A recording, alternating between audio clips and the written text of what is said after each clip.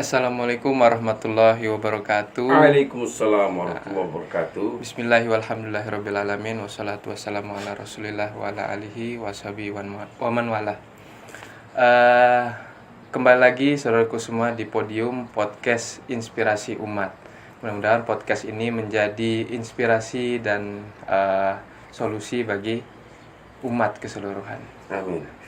Alhamdulillah kita saat ini telah kedatangan tamu ya yang sangat penting ya, yang sangat kita tunggu-tunggu kehadirannya ya.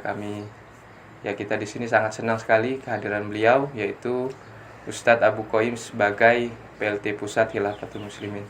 Assalamualaikum warahmatullahi wabarakatuh. Waalaikumsalam wabarakatuh. Alhamdulillah khair. Gimana Kang Anil, sehat ya? Alhamdulillah sehat Ustaz. Jazakallah nih Ustaz atas kehadirannya di sini. Ya, alhamdulillah atas izin Allah. Barakallahu fiik insyaallah. Mungkin kita akan berbincang-bincang sedikit nih Ustaz. Siap. Tentang Khilafatul Muslimin tentunya karena kita langsung menghadirkan PLT Pusat Khilafatul Muslimin. Langsung nih Ustaz, langsung ke pertanyaannya. Boleh. Pertanyaan pertama nih Ustaz, apa kabar Khilafatul Muslimin? Iya, Masya Allah, la haula wala quwwata illa billah ya. Atas izin Allah, rahmat Allah dan pertolongan Allah dan izinnya, kekhalifahan ini adalah memang satu rahmat dari Allah Subhanahu wa taala, rahmat lil alamin buat semua umat ya, bukan hanya untuk kaum muslimin saja tapi semua non muslim juga. Mereka jika ingin bersama kami semuanya hidup dalam keadaan damai, maka Khilafatul Muslimin ini adalah jamaah yang di situ bergabung semua aliansi-aliansi dari beberapa partai-partai, dari beberapa organisasi ormas-ormas, sampai juga ormas-ormas terlarang ya. Maka mereka bertobat di kekhalifahan ini ya, di wadah yang betul ini, wadah yang baik ini insyaallah. Ya, maka alhamdulillah karena ini adalah perintah Allah Subhanahu wa taala, Allah berikan kebaikan kepada jamaah ini insyaallah. Ya, alhamdulillah. Mungkin ini saya sebagai mungkin yang mewakili masyarakat ya Ustaz ya di sini ya. Saya bertanya ya. Mungkin bertanya agak ini nih. Agak kurang memihak ini misalnya. Iya. Enggak apa-apa ya Ustaz. Ya silakan. Pertanyaan selanjutnya Ustaz, kemarin kan habis ada penangkapan ya Ustaz ya. Itu bagaimana dakwah Khilafatul Muslimin sekarang ini? Tentunya penangkapan ini hasil daripada mereka orang-orang yang mungkin belum dapat informasi secara clear, secara jelas ya, atau mungkin bisa jadi juga mereka dengan tanda kutip mereka benci terhadap Islam dan keseluruhan kaum muslimin ya, karena nggak hanya kaum Khilafatul Muslimin yang ditangkap ya, hanya ada beberapa mereka juga yang ditangkap. Untuk menyikapi hari ini kita harus husnuzon kepada Allah, positive thinking kepada Allah Subhanahu wa taala, bahwasanya dengan adanya ini kita diberikan oleh Allah Subhanahu wa taala jadi viral sampai ke internasional ya, sampai ke seluruh bumi. Mereka melihat, oh ternyata ada wadah jamaah yang harus satu ya, nggak boleh banyak wadah itu. Oh ternyata di khilafah itu. Gitu. Iya. Apakah tidak ada wadah selain dari Khilafatul Muslimin? Wadah kalau untuk bersatu umat kan nggak hanya di Khilafatul Muslimin itu. Iya. Bisa di tempat lain gitu, bisa. Andai kata ada, Rasulullah dan para sahabat sudah buat itu. Mereka harusnya lebih berhak membuat wadah selain khilafah. Apa fungsinya? Firman Allah Quran surat Ali Imran ayat 103, A'udzubillahi minasyaitonirrajim, wa'tasimu bihablillahi jami'an wala tafarraqu. Ya, bersatulah kalian wahai kaum muslimin dengan berjamaah ya, dan jangan berpecah belah. Bagaimana menyikapi hari ini bersatu itu? Tentunya nggak bisa kita pakai logika. Semua orang Islam berpikir, oh cara bersatu ini harus dengan cara A, cara bikin harus cara B, cara C, D. Nggak bisa. Semua harus dengan cara perintah yang sudah diperintahkan oleh Allah. Ada perintah dalam syariat, pasti ada contohnya. Sebagaimana Nabi SAW, beliau menjadi seorang pemimpin nabi, maka pemimpinnya nabi, wadahnya saat itu adalah kenabian. Ya. Kemudian setelah itu Rasulullah katakan, setelah aku selesai tidak ada lagi nabi, maka yang ada adalah khalifah. Maka pemimpin kaum muslimin, dan sudah dilaksanakan oleh ribuan tahun oleh kaum muslimin, ya, para sahabat tabiin, tabiun, mereka ada wadahnya itu seorang khalifah, pemimpinnya satu, ya, seorang khalifah atau Amirul Mukminin, kemudian wadahnya adalah khilafah, seperti itu. Jadi Khilafatul Muslim ini ya bersatu mengikuti sesuai dengan petunjuk Allah dan Rasulnya, ya, para sahabat, ya, betul, Ustaz, ya. Ya. Lalu apakah apa sih yang dirisaukan oleh pemerintahan saat ini, gitu kan? Ya. Karena kita juga dengar kan kemarin berita-berita bahwasanya Khilafatul Muslimin dianggap miring. Aduh, mohon maaf ini sahabat-sahabat semua, tadi agak gangguan sedikit. Iya, Pemati lampu apa-apa tadi kita. Ya. Tadi sampai yang tadi saya katakan, mungkin rezim hari ini mereka belum memahami khilafah secara betul, secara baik, ya. Yang mereka pahami khilafah ini adalah negara, khilafah ini adalah kekuasaan, khilafah ini harus menggantikan dan lain sebagainya. Bukan, khilafah ini adalah wadah cara berjamaah. Ya, cara berjamaah yang tadi saya sebutkan dari ayatnya, bagaimana cara berjamaah yang betul. Orang Islam itu harus betul cara berjamaahnya. Jangan sampai kalah sama orang-orang kafir itu. Orang komunis aja punya jamaahnya, dia komunis dia. Ya, orang kafir barat dia punya jamaahnya sendiri, ya, kapitalis dan lain sebagainya itu. Mereka punya. Nah, sekarang orang Islam sudah diberikan oleh Allah Subhanahu wa taala kemuliaan buat orang Islam itu, tentunya tidak salah Allah Subhanahu wa taala memberikan sistem cara wadah berjamaah itu. Ya, seperti itu. Nah, inilah yang mungkin semoga dengan kejadian seperti ini insya Allah khair, menjadi baik, ya, dan sehingga pemerintah ke depannya nanti juga, ya, ataupun yang sekarang ini mereka lebih paham, oh ternyata khilafah ini bukan mereka duga. Kita ini mau merebut kekuasaan, kita ini mau buat negara dalam negara. Masya Allah. Dari bukti saja tidak ada bukti yang mereka JPU itu kemarin memberikan bukti mana ada negara yang diambil sama Khilafatul Muslimin. Batas mana yang diambil, batas mana yang nggak ada. Maka ini yang harus dipahami oleh kaum muslimin dan juga warga negara Indonesia. Kita sebagai warga negara Indonesia juga harus memahami ini secara betul. Jangan sampai nanti kita mendapatkan informasi yang salah. Ya, itu dia. Nah, mungkin pemerintah itu kalau kita baca di berita itu ada indikasi bahwa Khilafatul Muslimin ini ingin merebut negara, gitu. Iya. Apakah benar itu? Iya, Masya Allah. Indikasinya, ya, gitu. Andai kata indikasi, ya. Dia bilang katanya indikasi, padahal demi Allah. Sepetak tanah pun kita lahir di negeri kita ini Indonesia, ya, besar di Indonesia, ya, nyari makan di Indonesia, nikah di Indonesia, ya. Terus kemudian kita mau rebut, ngapain ngerebut rumah sendiri, kan begitu? Nggak ada kerjaan.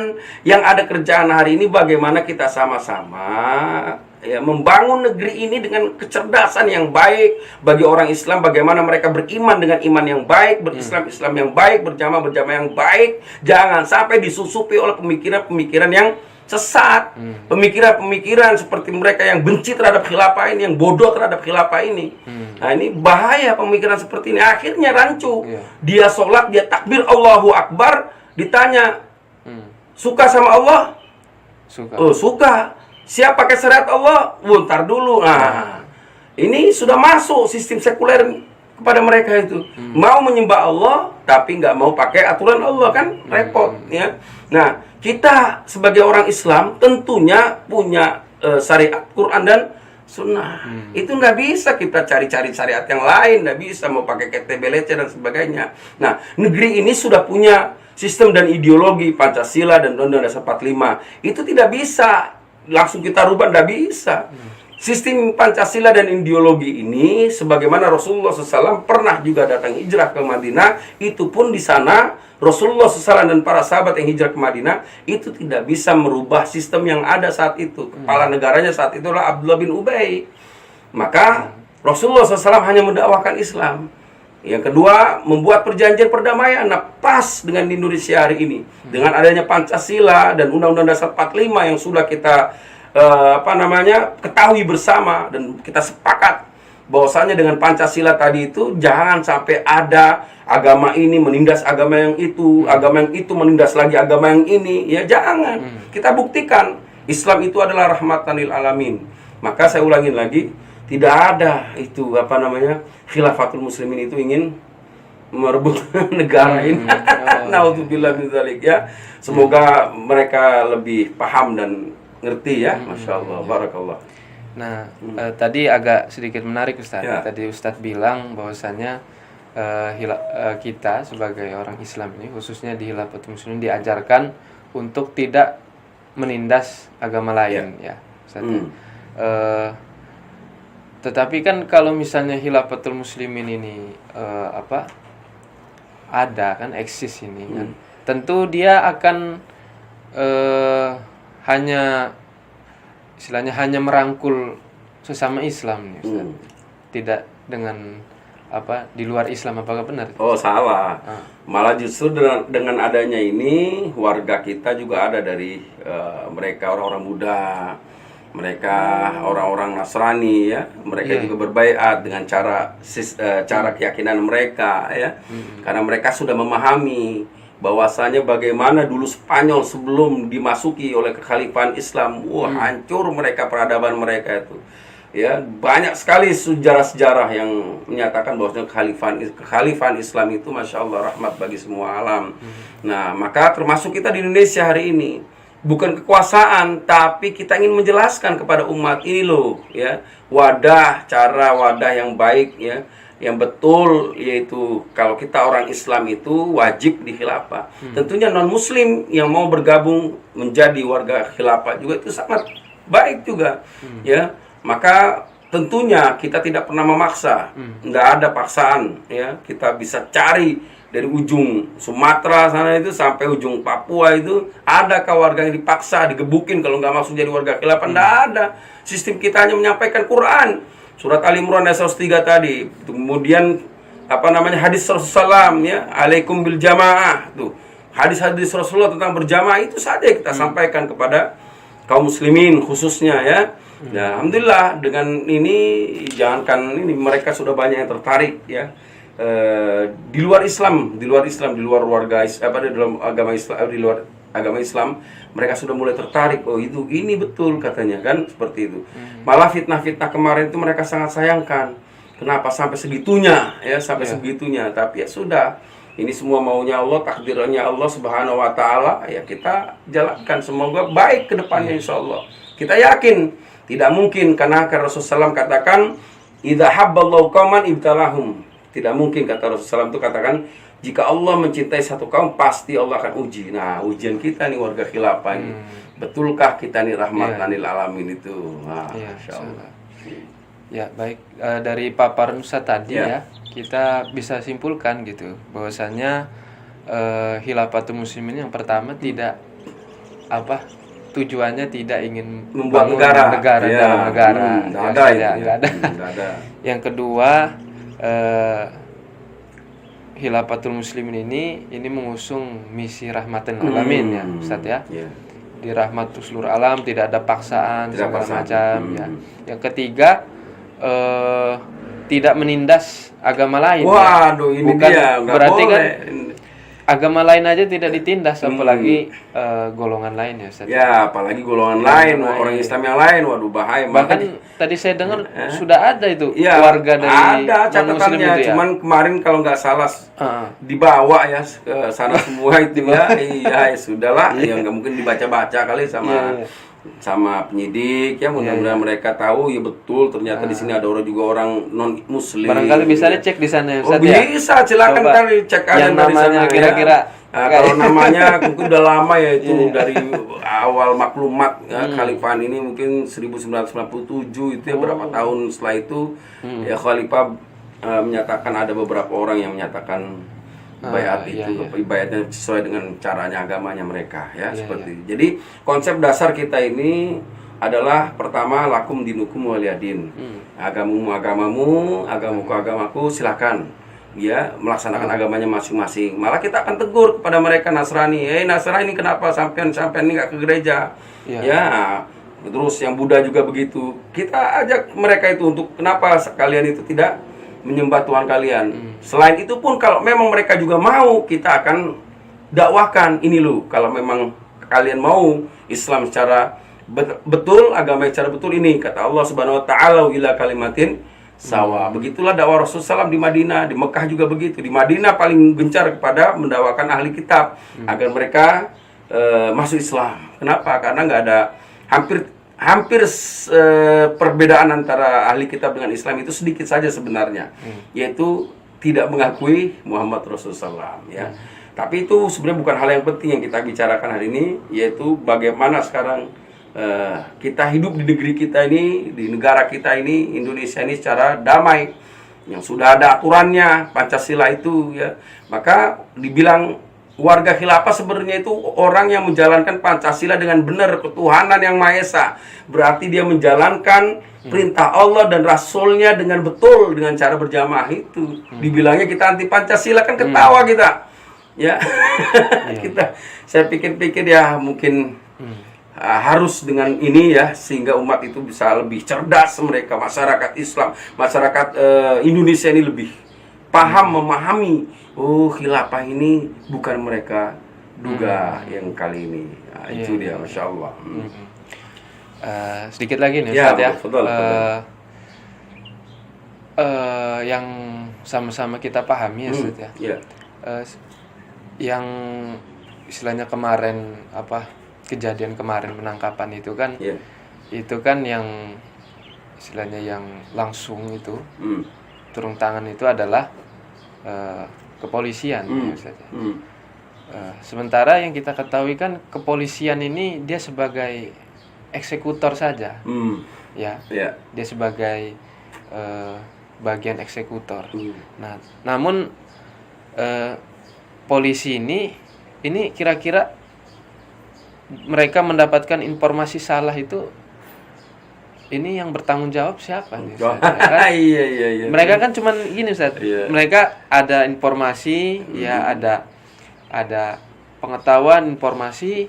Nah, lalu mereka cari ini bener nggak melanggar atau tidak. Nah, kalau melanggar ya mereka eksekusi. Nah, ini kira-kira kalau boleh Ustaz sebutkan gitu ya, siapa kira-kira yang paling bertanggung jawab atas isu-isu miring yang melanda khilafatul muslimin ini? Ini dia yang kaum muslimin secara keseluruhan, khususnya di Indonesia sendiri, mereka juga tidak bisa tahu ya siapa sebenarnya dalang daripada kebencian kepada kaum muslimin yang lain juga selain daripada khilafatul muslimin ini. Maka saya pun tidak tahu informasinya, apakah si fulan bin fulan, si fulan bin itu semua sudah ada catatannya di hadapan Allah Subhanahu wa taala. Mereka yang menulis, mereka yang membuat program, mereka yang disuruh, mereka semuanya mereka yang banyak membuat kejelekan, ya fitnah terhadap kaum muslimin. Allah akan ancam dalam Quran surat Al-Balad itu, naudzubillah min dzalik. Ngeri sekali ancamannya itu. Dan nanti kita akan tahu dia mana. Ya, di dunia nanti apa? Allah akan berikan balasan kepada mereka. Ya, kalau mereka tidak bertobat, Allah akan berikan balasan tertetap. Ya, orang yang menzolimi satu, ya orang Islam aja atau orang non Muslim saja dizolimin itu nggak boleh, haram hukumnya. Ya, apalagi kita sampai dibilang macam-macam, ya, uang kita dibilang money laundry, naudzubillah min dzalik. Dan ini kalau dibilang siapa ininya dibilang otak kita nggak tahu. Udah serahkan saja sama Allah, nanti juga kelihatan itu di TV nanti. Mereka akan dibongkar sama Allah. Mereka akan dibongkar kalau mereka tidak bertobat kepada Allah Subhanahu wa taala. Silakan saja. Karena ini kita yakini, ini sistemnya Allah Subhanahu wa taala, bukan sistem kita, bukan. Karena Allah sendiri yang akan menolong. Allah sendiri yang akan menolong semuanya itu, bukan kita. Kita nggak ada apa-apanya, nggak punya senjata, kita nggak punya hebat-hebat, enggak. Allah yang punya senjata langit dan bumi, tentara langit dan bumi. Nanti Allah akan bereskan mereka semuanya itu. Itu saja. Maka kalau bilang siapa, wallahu a'lam bishawab, kan gitu. Siapa saja ya terserah. Nanti kita akan lihat, ya. Itu ya, begitu. Iya. Nah, terlepas ada kontra ya, banyak kontra ya, pastikan ada yang pro juga, Ustaz ya. Iya. Terlepas dari termakannya isu negatif, pasti ada juga yang tidak termakan ya Ustaz ya. Begitu juga di pemerintahan ini Ustaz ya, dari aparat sipil ya, atau TNI, Polri gitu kan. Mungkin sebagian mereka ada yang termakan isu negatif itu Ustaz. Dan juga pasti ada yang tidak termakan isu negatif. Nah, mungkin sedikit pesan Ustaz untuk mungkin nanti ada bagian dari pemerintah yang menyaksikan ini gitu kan, supaya tidak termakan isu negatif lagi. Mohon Ustaz pesannya. Kalau nggak mau termakan isu negatif, maka jangan bersuuzon kepada kami, khususnya kepada kaum muslimin secara keseluruhan. Berbaik sangkalah kalian kepada kita. Duduk bareng, diskusi, membicarakan hal yang betul ya. Belum ada bukti kau sudah ditangkap, tapi insya Allah aparat yang benci itu cuma sedikit, bisa dihitung dengan jari. Tapi yang setuju ya banyak. Cuman mereka belum lihat, belum nampakin aja. Banyak mereka sudah udah atas bawah itu dari aparat TNI Polri, mereka sudah setuju. Termasuk salah satu saya sebutkan adalah mantan Jenderal Gatot ya. Jenderal Gatot itu Masya Allah ya, kalau dibilang beliau itu sangat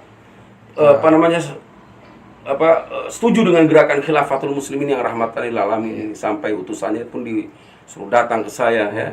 Beliau lagi masih jenderal saat itu ya, itu datang ketemu saya khusus saat itu di Bekasi. Saking beliau itu Masya Allah memahami gerakan Khilafatul Muslim ini, mereka itu bukan ingin membuat makar, apalagi ngomong aduh Masya Allah jauh sekali ya. Maka tadi saya bilang lagi kepada aparat-aparat yang masih mau mendapatkan informasi yang benar, valid, datanglah ya, datang di perwakilan kita ya, banyak sekali perwakilan kita ini ya. Nah, datanglah baik-baik ya, datang baik-baik ya, tanya dengan baik-baik. Kalau ada bukti satu saja, saya ulangi lagi, kalau ada bukti satu memang kita ini mau merebut negara ini, mau kudeta negara ini, orang warga negara khilafah itu yang bicara itu bawa ke saya. Kita buktikan. Kita buktikan. Ini orang bener apa enggak nih warga khilafah apa? Jangan-jangan dia setan yang ikut-ikut gitu kan? Omong kosong itu. Gak ada buktinya ya Ustaz. Iya, itulah penjelasan yang bisa kita jelaskan. Barakallahu fikum. Jazakallah nih Ustaz atas waktu dan kesempatannya bisa ngobrol-ngobrol. Semoga menjadi pencerahan ya. Amin insyaallah. Ya mudah-mudahan jadi kesimpulannya sedikit nih Ustaz. Ya. Khilafah terus jalan. Khilafah karena kita namanya masa sama kayak sholat berhenti. Kenapa nggak sholat berhenti? Ya jangan sholat terus. Ya. Ada gangguan terus berjamaah kita. Iya terus. Yang penting kita nggak mengganggu. Kita nggak ganggu siapa-siapa. Ada kita menerangkan aja Ustaz ya. Kalau perbedaan-perbedaannya biasa ya Ustaz. Kalau perbedaan itu kita nggak ambil pusing. Kalau makanya di khilafah ini kita nggak pernah bahas fikih-fikih. Kalau fikih itu mereka sudah banyak ilmu, tapi bersatu inilah kita penting. Iya. Seperti itu. Ya. Mudah-mudahan ya ke depan makin ini ya Ustaz ya, makin paham ya umat, pemerintahan semuanya makin paham ya Ustaz ya. Alhamdulillah jazakallah Ustaz sekali lagi. Mudah-mudahan Ustaz dan keluarga selalu diberikan kesehatan. Sama-sama wa iyyakum barakallahu fikum insyaallah. Amin ya. Ya mungkin itu saja sahabat-sahabat sekalian ya. Kalau wajar ya karena host baru ya, jadi mungkin bahasanya masih kurang luas segala macam. Nah, bagus. Tapi mudah-mudahan karena narasumbernya ini sangat penting sekali, jadi nggak kelihatan itu barangkali saja kaku-kaku ya. Ya, jadi kalau sahabat sekalian senang dengan podcast kita, podium kita ini, ya silakan dibagikan, silakan ke teman-teman ya, mudah-mudahan jadi inspirasi, jadi penerangan ya bagi umat keseluruhan. Mungkin itu saja pada sahabat, kembali lagi nanti di updatean terbaru dari podium ya, podcast inspirasi umat. Assalamualaikum warahmatullahi wabarakatuh. Waalaikumsalam warahmatullahi wabarakatuh.